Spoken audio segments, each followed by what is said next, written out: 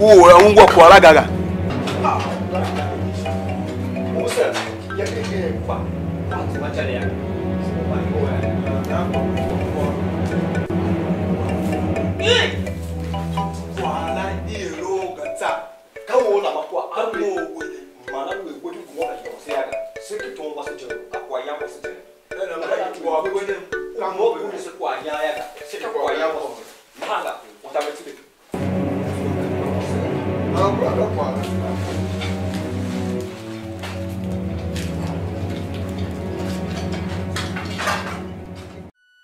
Ishimanyian, Babu. I chew one going papu, one papu. Here she come. She not can and go with Jaku. When down young Bana so what? Mamma, who wanna do ever? Madame go check a dollar. Yalla, mamma, 2 yalla. Kwa matu, young nigga here. Chemi hide wa tomanya ibi hinyale kila ba Paulo pina mo kwa na aluga na ha Ishimanyian hige aka ga ne yakra faiga na ko toma mama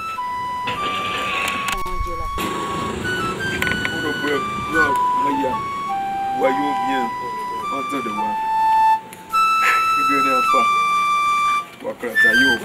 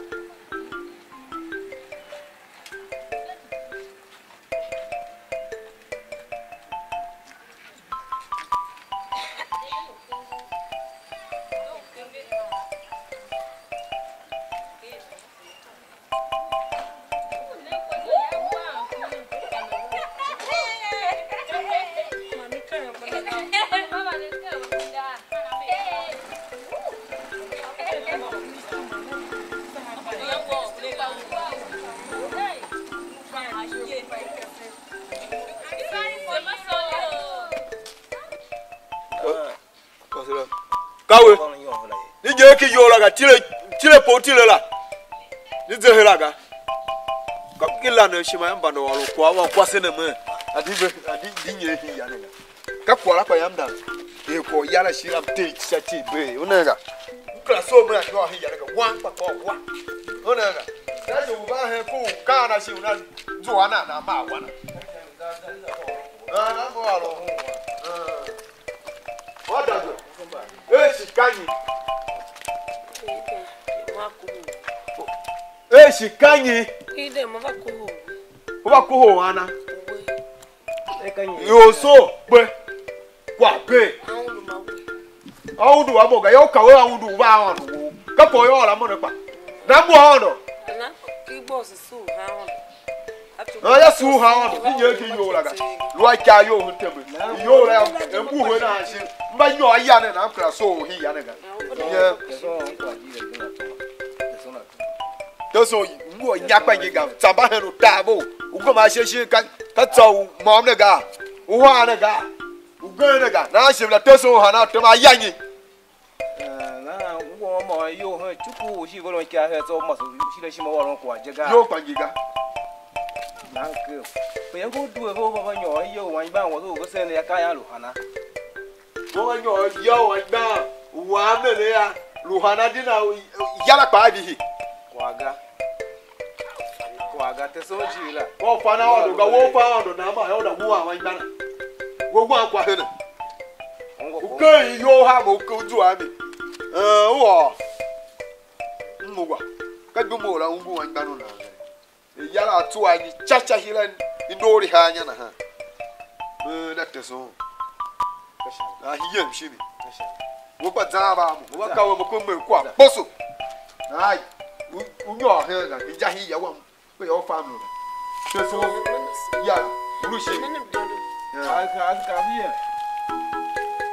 Yamma with Aquana, she can't eat all of it. What's the shower? Oh, he gonna come on.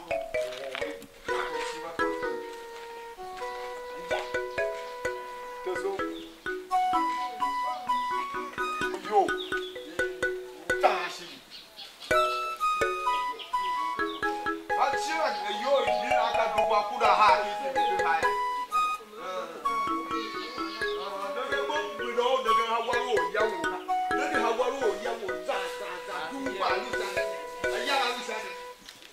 Bagba. Na tsepa yang kwa wa ta te ga. Yo ya kai sa de chi he. Na o lu a lo do wa ba o. O wa se we ba do. Na no fa ji o ma bi ane. A tu kwa he mo do wo aji ya shi ku na ha. Fa o gwa ya so na ba ye bi ane. Na wa so wa ka pa ta mo yo. Be ye. Aye ga. Na. Te be na ga. Yo le do ga. Tani makuji yo yega duba ko da haki taku ziki wono na kaziki kakato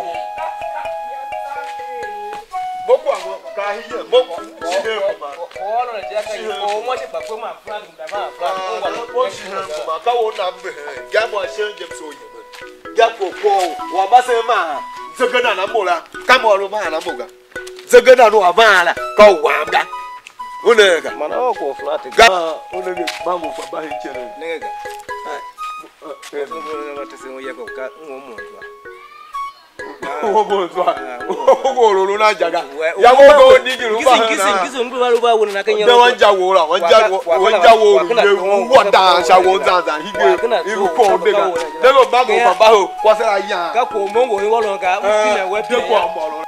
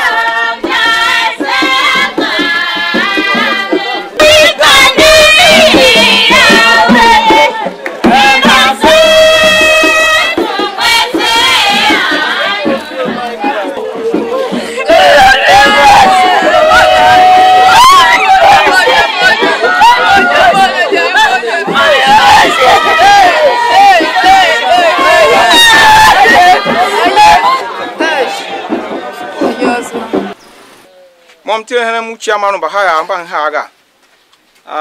Sibava Hanga, Nisi, don't like corner, Wesen Aru, Wesen Rukhava, obviously. And I was saying, you need Yasene, Yambagu, Jambakuma Poo and Hana unique building hams, Hemanu, Yinyo, Haga.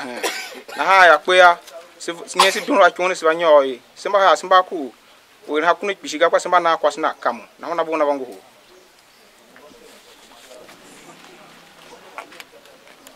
What's now Vango?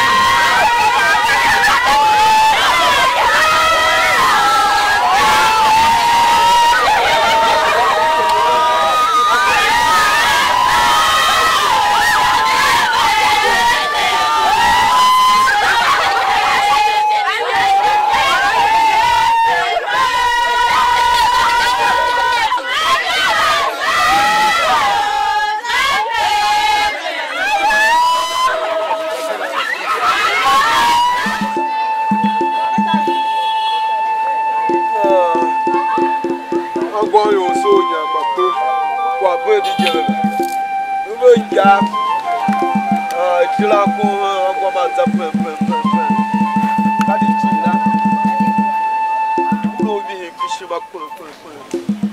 cao đồ ai cái đồ cái gì nó cao chơi chứ mà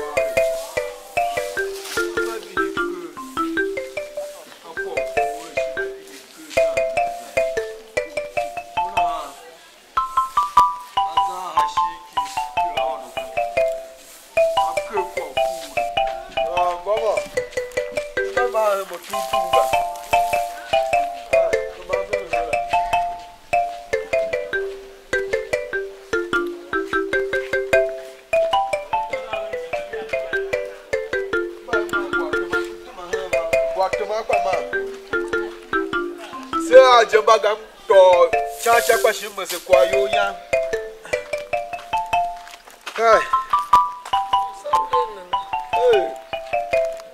ndajo kwa wa kwa ga wana ma wa do cha pepe na wa shi ma wo mu no changa su mamu ga ba ke ma mfati osoron ji ga ngba wudun ha makwa na ha na esiba kosikon so hide shi yema achomunda sola kama ve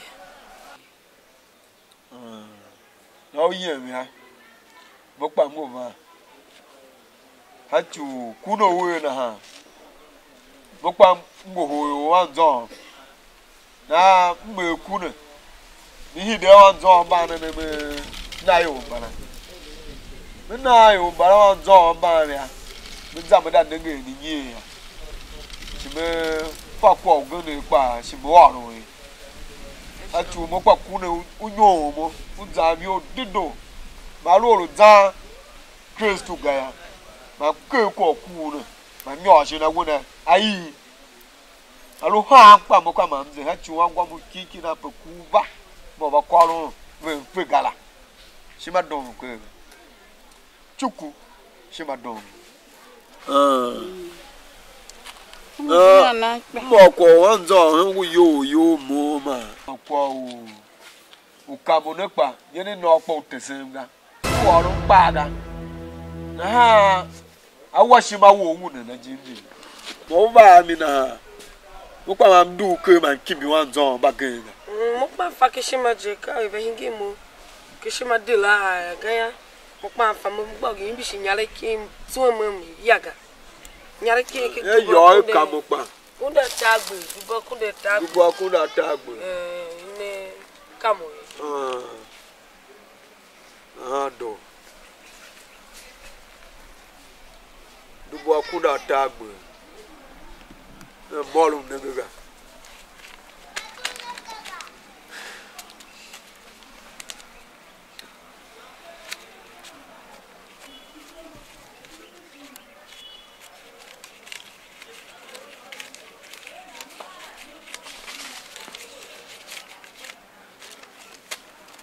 ma dubo kunda tagbe mo ka shamiga kama tuona apu ke gana dem hide kibi olum nge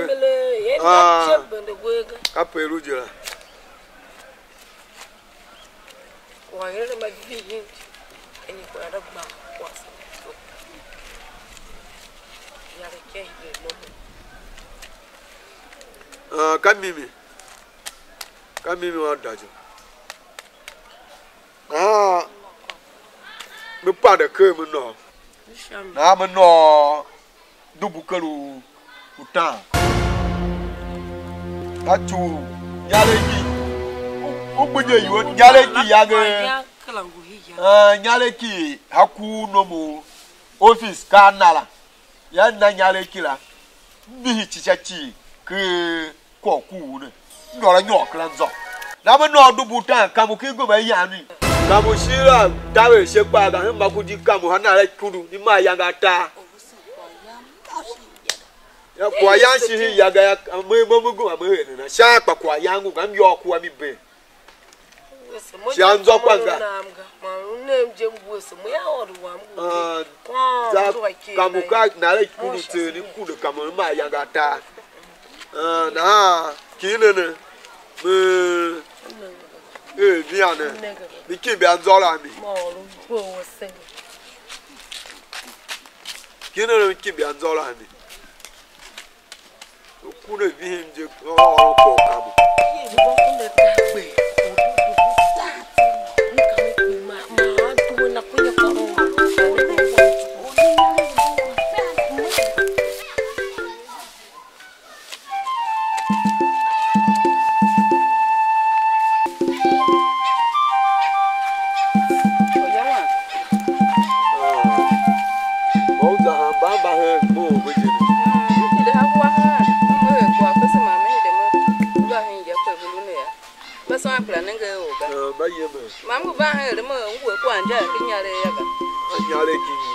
wa show ka da lu na ma o fa o nyare o lega ma nyare na na o je wa ko no sha me je la ga u ha nya ba ke je kwa ndala ga na u ha nya u di sha me di je ko pa na mo o je wa na ha ta o se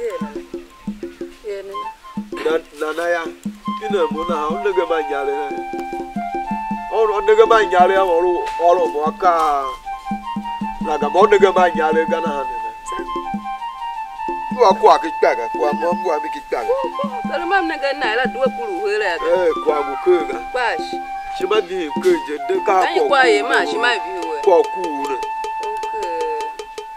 kwa ku ne ene na ya ku kwa we sembere ma kanyi kwa shi da veshama veshima da bi we de zo bu ando uwe nzo pishi kama na ga na la fikba na ila ngohana unege bi ya wa ya ebi ya ga kanyi kwa elu kwa guga jana kawa nyaru ukamunene kwa sena aevi ahemru oro hene mo ru zele kaka samwe na kama shoni na kana na ndo kamuga na ura pine mo na kana na ya ilu yila wo hela na wo kamu samwe wa wo kwa wa okay mo peta no kamu pine wo kana tongo aro kwa ne ka ma mo kwa zambio kanyi zo yo na se mo da to obeda ma mgu fa na mo ma mi kimbiga mba na gwe nyare ha pa je me ngwala waje zanjanje na ya ku me na na oda to obeda wo ngwa ma ku na nyare ya ma no mo da kimi so me kimbiga mdu dere o ya boma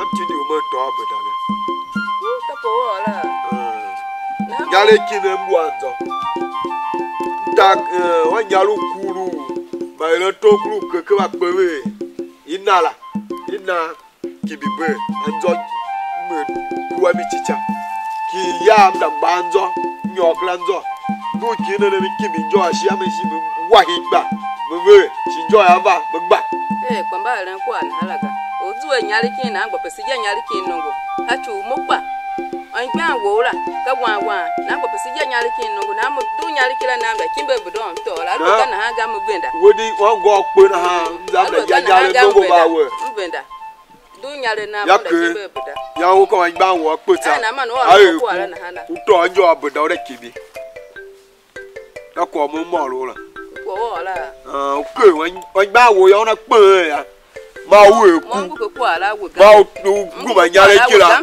kibi abuda ga mo du nyare na ko ala ga wa ngwa ga ya mo ngwa ro we me ngwa u kana mo ngwe ko aga na mo mlumo nga hije na mbenda nyare ki na ba yina pa una nyare ki ngam je zadido ye hin ya wa ye hi yawo wo pa uda ma uda ru shimi uda ru hi yawo ma go pe shimi ayere ku ya ma ngwo nyare ka ko ora mo kibi agbeda e mo ndu be we na agba wo pe agbapo ngwo nya ki o ya tu na ka ki yo gba wu o ha mimi na ka wa go wa pe dina kula wo kwasi wo gaze wo kwase wo pa wa go pe ga na mo ya mbenda o du nyare na mo be ye kwa wa msha na ba se oro kwa wo he mo ye nje atu wa go ya ona pe ta wo pa o da o ada e ku da kibi ba do abeda ko so pa na nzo ye han ya wa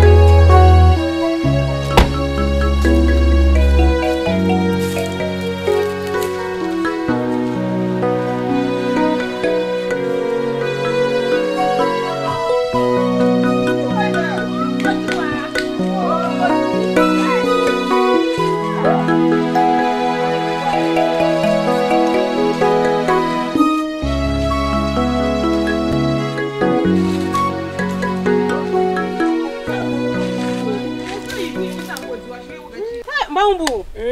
Watch and New York and ha. Yaman don't no mongo, hammer quarrel watchy. Yaman, you, we go now with them okay while more Luemiga. What become a fatal now? Hachu. We surely are no more son. I'm a come along, get from a fatigue. Nah, she be fatal the polo, Kuana, where she may be younger. Yeah, take a color for 1 year. Look, now, Mamma, she, I come on, Lumuhula, and a mood cana. Go and get one banner, look. Now, mood one a cana. Now, Bamu, the Muhula one. I'm my young, young man, come over yours or yours, I would, sir. Oh, so. Yours, I got to not think your nigga want to call him. No, can't you, Mamma, Jilla booking? Come on, no more young guy, or did you share one now? The young walker. So, you did those ashing walker. So, Basu, young water. So, shammy. All the corner was so. So, that did do. When it's a shame away. So, danger. Come on, be a kind of buyer. Can't she like I'm now? Can't look at the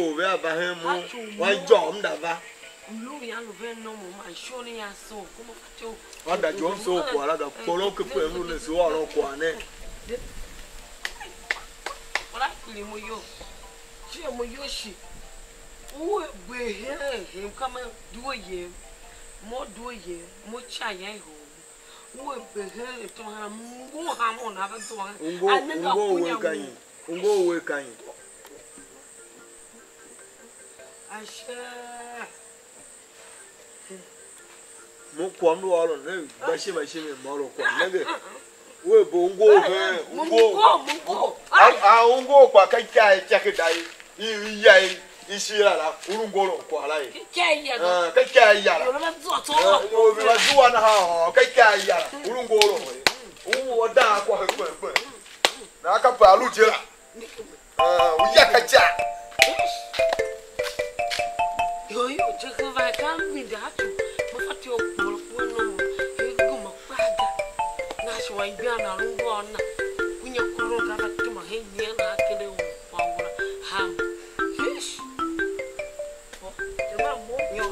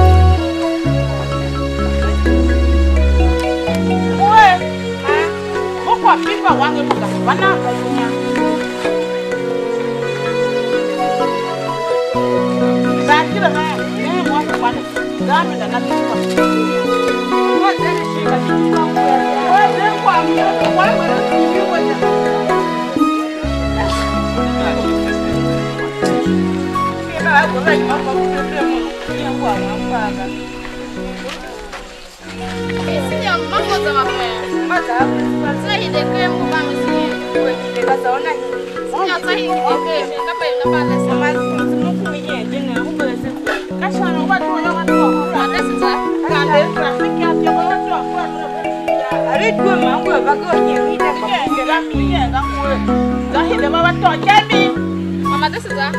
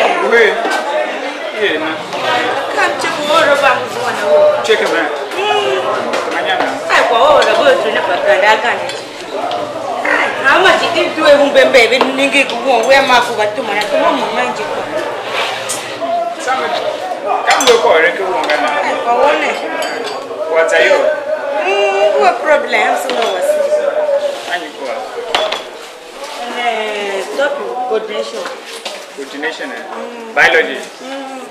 Can you quite understand the quality? The whole thing can for what you can you quite sensory organs.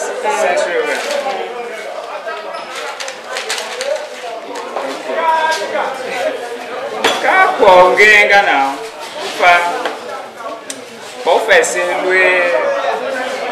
sensory organs, the tongue, the eye, the ear, the nose, the skin, very good. So,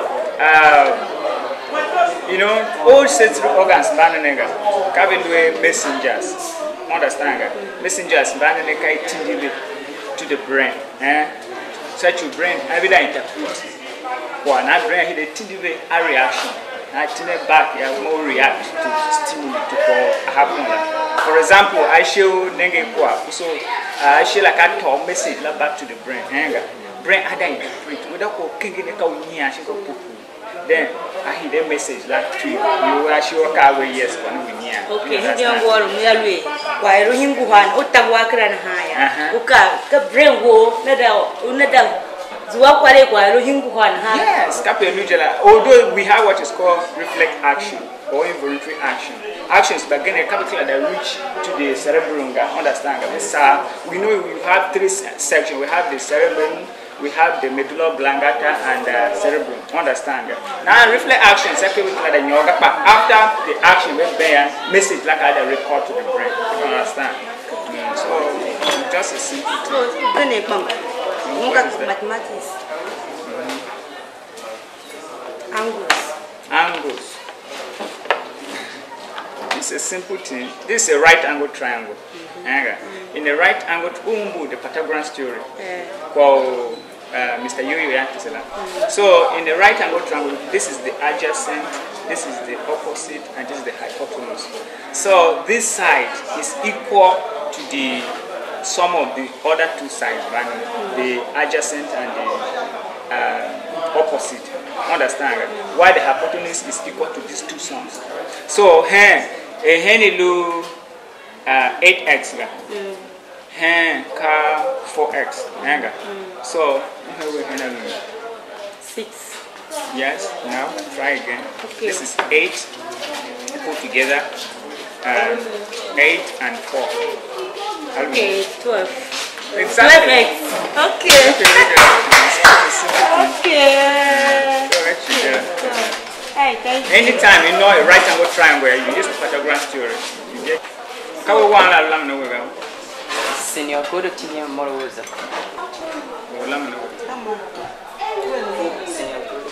Senior, go to Can.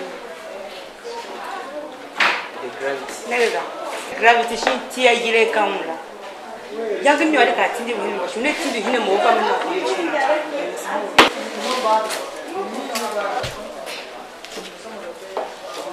So in angle circle quadrilateral, any right angle triangle, you use the Pythagorean theory. You get the answer. Okay. So mommy here, mama. Okay.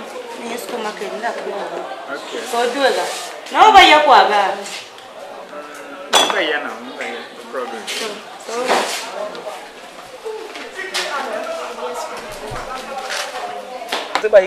Itu hubungan dengan fajar kekuaya. Kuak pokok. Ya, apa? Kau nak facil bangga. Udah kau nak facil bangga. Orang wen. Malam mesin Ni dah. Gulangnya cimam orang mau aku hasil. Boleh gulang yang ngomong ah. Kasus mau duduk mata dah berjauh facil. Boleh yang ngomong ah. Kau dah bawa nak mana kah? Ini udah orang kah? Mau punya aku kau mampai itu. Kau dah orang. Bawa nak facil dah convince orang kau sabang kau hidup aku confuse semua. Kau usah confuse semua confuse. Kan juga kah? Mana hanya kau vendor bang. Nak unggulah mana boleh buat. Mula kapono. Onem so pushi wetu mahe wai ma banga. Mula kapono wene na. Ufu ole senior ma henga. Mula kapono mata na. Ke pili mo yodo. Mula mata heno. Kai. Kala bisha.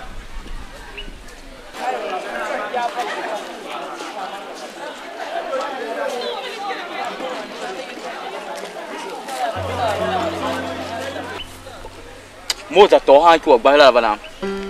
Umwe yewe. Come on, yes. Ole yewe sega.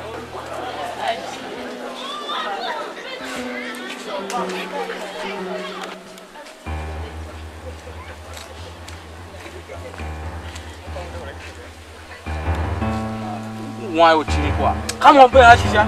Nala kawa dungulu na senior kwangu ile. Ufu ka kapwa mata oje. Ati kule mo yo yaga.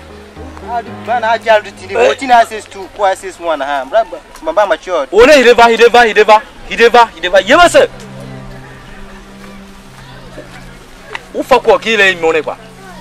No ya yuna shi. Angwa kai jira. Ufa pelu ti ona. Ya se he u yema pele na ko ha yema ka pe ga ne. We ku sha imoyi he mo ga. One taje nyaru jira mo ma wa wa nyo. Na shina chikam.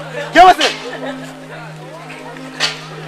In fact, kwa kule yo mu mata ne anyu ama tratar ma ta ba sunu respect mo mata ne ga ma yo rusi po because on yar kitelo even principal of the school ba mo chobo bonka bo oh boy don't reach now mo ko be awo ale don't run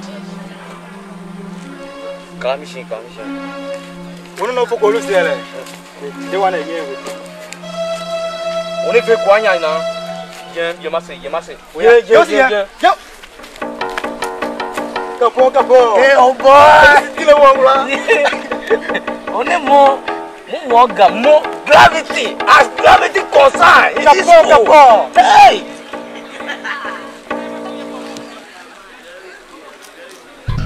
mo awe me oni ile kone gana ho you oni dangerous na hide gijimo ko una ho you adu osmata wana dangerous mo ko one kwa dangerous jinjin ne kapo ile wangula ko be chine guje ne ha kina chon via che bankam mango chamite ya mango vengu ya kwa wangu ore na nkota da free ya kwa wangu ya no so we ti ora fa kwa wangu gana kamu mutese wangu ne one kare diske west to adada one kitu hey junior kai yose wana nkota da yose ba ha ore yose ngwa kota da ba na kama yefre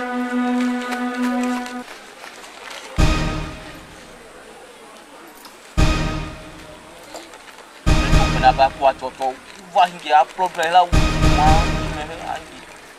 problem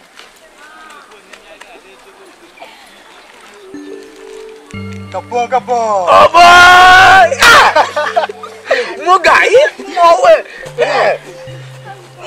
mo ka koko njingi na alwe mu nguheye namuga ai nawe na kwa neda no one ka problem ga mo mutu wa wan na kwa wan no one ko for ko still wan kwase ga one ko ko one still one mo la ko trust wo oh no be money na ka di injuga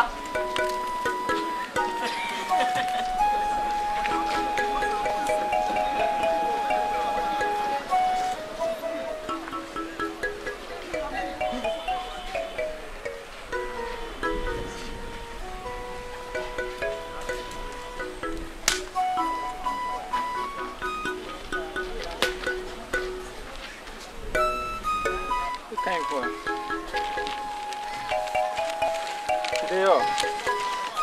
Oh, okay, ka hanga kiban suwara. Agba o shon woro no pine wora. Na muka kuma mun fai mun yin ki yau. Ya ji mapa.